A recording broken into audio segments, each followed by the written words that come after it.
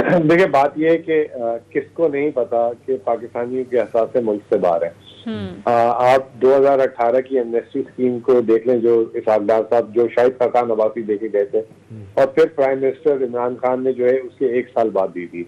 दोनों में जो है तकरीबन 1400 अरब रुपए जो है लोगों ने डिक्लेयर किए थे। तो इसमें तो कोई दो राय नहीं है कि पाकिस्तानियों का पैसा पाकिस्तान से बाहर बेतहाशा पड़ा हुआ है। तो ये हमारे लिए कोई नई न्यूज नहीं है, जो हम जिसको जो है इतना ज्यादा परेशानी से जो है सोच रहे हैं इसके बारे में।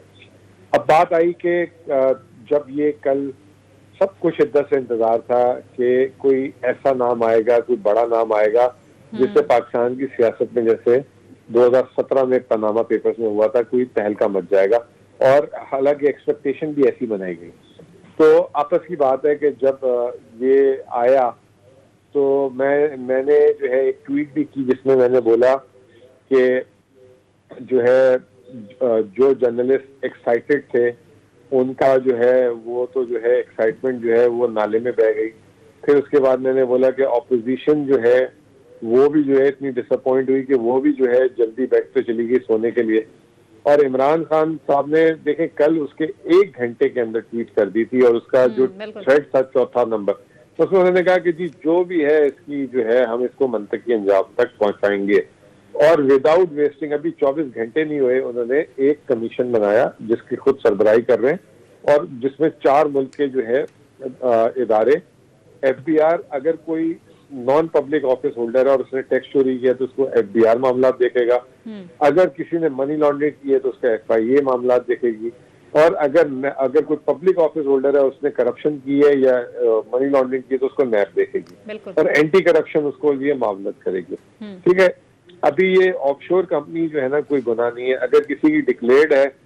तो कोई इसमें मसला नहीं है। लेकिन मुज़म्मिल असलम साहब फाइनेंशियली तौर पर सर टैक्स चोरी मनी लॉन्ड्रिंग के जरिए बनाई जाने वाली ये जो ऑफशोर कंपनीज होती हैं, हमारे नाजरीन को जरा बताइएगा कि ये मनी लॉन्ड्रिंग के जरिए, करप्शन के जरिए जो बाहर ले जाया जाता है पैसा, मुल्क से बाहर जायदादें बनाई जाती हैं, ऑफशोर कंपनीज बनाई जाती हैं, इससे मुल्क की इकोनॉमी कितना इम्पैक्ट होती है, मुल्क को कितना नुकसान होता है इस सबसे? देखिए मैं अभी आपको यही बता रहा हूँ ना कि पाकिस्तान में SECP के रिकॉर्ड में हजारों ऑफशोर कंपनीज हैं। ऑफशोर कंपनी का मतलब कभी भी टैक्स चोरी नहीं होता, टैक्स अवॉइडेंस होता है, यानी कि वो लीगल होता है। नहीं होती ना, जो डिक्लेयर्ड नहीं होती वो तो एक अलग चैप्टर हो गया ना। अभी तो पहली बात तो ये हो रही है, जैसे कल बहुत सारे लोगों ने कहा कि हमारे FBR में वो डिक्लेयर्ड है। शौकत तरीन साहब ने कहा वो बनी थी और वो उसी साल खत्म हो गई, उसमें बैंक अकाउंट तक नहीं खुले। तो कहने का मतलब ये है कि ऑफशोर को जो है पूरा असेस करना है। अभी आपकी इंडस्ट्री के मीडिया मालिकान है, उसमें भी जो है कई सारे मालिकानों के नाम भी आ गए हैं। इसका मतलब ये नहीं है कि उन्होंने कोई चीटिंग की है, बेईमानी की है, टैक्स चोरी की है। ये तो असेसमेंट करेगी ये कंपनी, ये जो कमेटी है। और इसमें आपको जैसे मैंने कहा ये 4 इदारों का रखना। अब कल से एक सवाल आ रहा था कि अगर शौकत तरीन साहब इन्वेस्टिगेशन कराते हैं तो FBR तो उनके नीचे आता है, तो वो भी आज हिच खत्म हो गई। प्राइम मिनिस्टर उसको डायरेक्ट करेंगे और FBR इस मैटर में डायरेक्ट रिपोर्टिंग करेगा प्राइम मिनिस्टर को। और जो है मिनिस्ट्री ऑफ इंटीरियर के जो इदारे आते हैं नीचे, जैसे FIA, मुजम्मिल एक चीज बताइएगा कि मुजम्मिल देखें ये बड़ी इंटरेस्टिंग एक सिचुएशन हो गई है इस लिहाज से, अगरचे परेशान कुन तो है कि हर जगह पाकिस्तानियों के नाम आता है, 700 लोगों की इतनी तादाद में किसी दुनिया के मुल्क में लोगों में ये काम नहीं हुआ जो हमारे यहाँ हुआ है। अब जिस तरीके से 2 दिन से आप देख लें कि ओपोजिशन एक ज़बरदस्त तरीके से एक्सप्लॉइट कर रही थी सारे मामले को, कोई प्राइम मिनिस्टर का नाम आया या दिलवाया गया। ऐसे ने इकबाल साहब तो कहने लगे जी चोर की दाढ़ी में तिनका, ये सारे लोग क्यों कह रहे हैं कि प्राइम मिनिस्टर इन्वॉल्व नहीं है। लेकिन इसको मैं इस तरह देखता हूँ कि 2 लोगों ने कहा जो प्राइम मिनिस्टर के रिश्तेदार हैं और सियासी तौर पर वो उनके क्रिटिक्स भी हैं और ओपोनेंट्स हैं।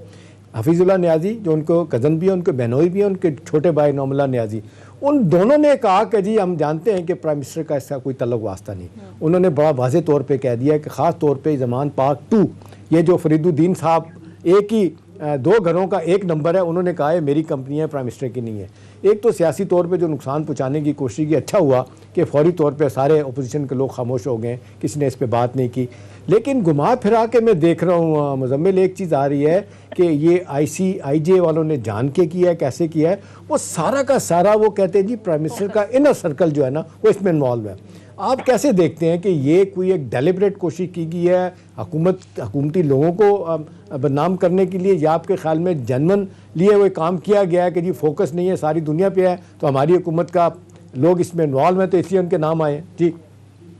नहीं, मेरा अपना ख्याल ये है कि थोड़ा सा ये पॉलिटिकली मोटिवेटेड चीज़ है। अगर आप 2017 में देखें तो उस वक्त जिनकी हुकूमत थी सिर्फ उनकी चीज़ें सामने लाई गई, और अब की दफ़ा देखा जाए तो इस वक्त जो है वैसे तो 700 लोग हैं इनकी काबीना के या इनके जो साथ के लोग हैं वो 4 से 5 हैं, लेकिन आप देखें कि जब कल लिस्ट आई तो 3 पेजों में आई जिसमें 16-18 नाम थे, जिसमें 7-8 नाम ये सामने ऊपर टॉप करके लगा दिए गए थे। अब उसकी तहकीकात भी मुकम्मल नहीं दी गई, बस ऑफशोर कंपनी है, फलां जगह है, सीशल है, ये है, वो है, ना ये बताया कि ये ऑपरेशनल क्या है, कितनी है, इसमें सरमायाकारी। जैसे शौकत तरीन साहब की एग्जांपल ले लें, उसमें कोई डिटेल नहीं है, ठीक है ना। वो तो शौकत तरीन साहब ने पहले ही वक्त से पहले जो है, कल जब ये नहीं आई थी इससे पहले ही अगर आपने देखा टीवी चैनल में आना शुरू हो गए थे। अच्छा, मैं दूसरी आपको एक बात बताऊं, हम सारे जो है निहायती बेवकूफ लोग हैं। हम जो है ICIJ की एक प्रैक्टिस है जिनके नाम होती है, ICIJ उनसे मौकफ लेती है, तो जिसका नाम आना होता है उसको पता होता है कि उसका नाम आज आएगा। तो ये जो क्या नाम है, SN इकबाल साहब 2 दिन से लगे हुए थे, मेरे ख्याल से प्राइम मिनिस्टर जो है ना अपने ऑफिस में बैठ के या वजीर आजम हाउस में बैठ के हंस रहे होंगे कि ये 2 दिन बाद ये खुद ही रुस्वा होंगे अगर कोई टीवी चैनल चलाता है, क्योंकि ICIJ का ये काम है। आपको याद होगा जब पनामा पेपर में नवाज शरीफ साहब का नाम आना था, वो उनके बच्चों का नाम आना था, तो 1 महीने पहले से उनके जो बच्चे जिनका नाम आना था वो टीवी में आने शुरू हो गए थे और उन्होंने एक्सेप्ट कर ली थी ये प्रॉपर्टी हमारी है। तो ये ऐसा हो ही नहीं सकता कि कल रात को उन पे बम फूटा हो जिनके नाम आए, उनसे पहले ही राब्ता हो गया था। तो दूसरी बात ये कि सबसे जो अच्छी चीज है कि विदाउट वेस्टिंग अ टाइम, ये पाकिस्तान के कोई भी हो, ये 3 इदारे ही इसकी इन्वेस्टिगेशन करते हैं। और लास्ट टाइम भी अगर आप देखें तो एक जुडिशल कमीशन बना था, इसलिए बना था कि TORs ही नहीं बन रहे थे और नवाज शरीफ साहब टाइम गेन कर रहे थे, और फिर उसके बाद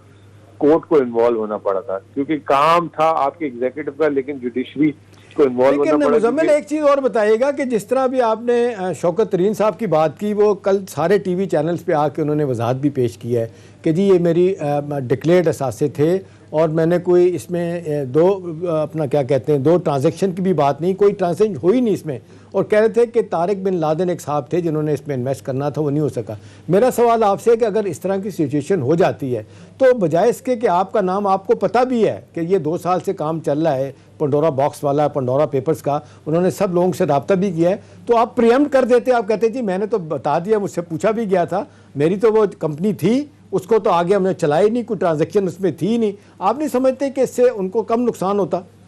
अभी मेरा नहीं ख्याल कि अब जिस तरह हुकूमत उनको सेनेटर बनाने जा रही है, इतना आसान काम होगा उनको सेनेटर बनाना। देखिए, बात तो ये है ना कि अगर उनका एवन फील्ड निकल आता तो फिर सेनेटर बनना मुश्किल हो जाता।